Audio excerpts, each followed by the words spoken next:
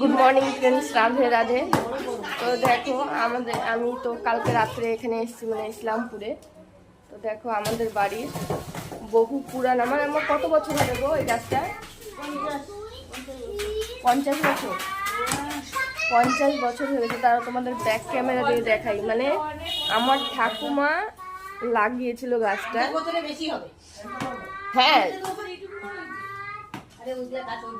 হ্যাঁ হ্যাঁ, বড় হয় না।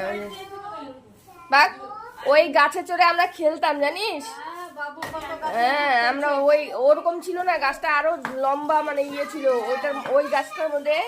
আমাদের মন্দিরের পিছনে একটা নিম গাছ ছিল, নিম গাছটা পড়ে ওরকম ভাঙা হয়ে গেছে গাছটা। তারপরে আবার ওটাকে জোড়া লাগানো হয়েছে গাছটাকে। তো এখন মন্দির বানানোর জন্য এই গাছটাকে কাটা পড়বে আর কি। যাই হোক, গাছটা থাকবে না। তো আমার ঠাকুমা হাতের গাছ। তো তোমাদেরকে ব্যাক ক্যামেরা দিয়ে দেখাচ্ছি, দাঁড়াও। গাছটা কত ঝাঁকড়া আর এত ফুল গাছের মধ্যে। কষ্ট লাগে, কিন্তু করার কিচ্ছু নেই, কাটতে হবে। মন্দিরটা করতে হবে ওখানে বড় করে।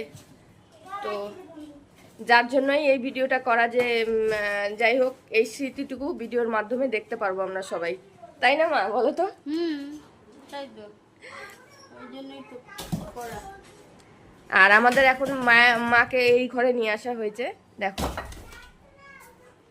এই দেখো, এই ঘরে রাখা হয়েছে। যখন মন্দিরটা হয়ে যাবে তারপরে এখানে আনা হবে।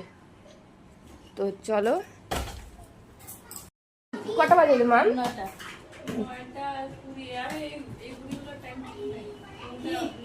9:20 বাজে নাকি?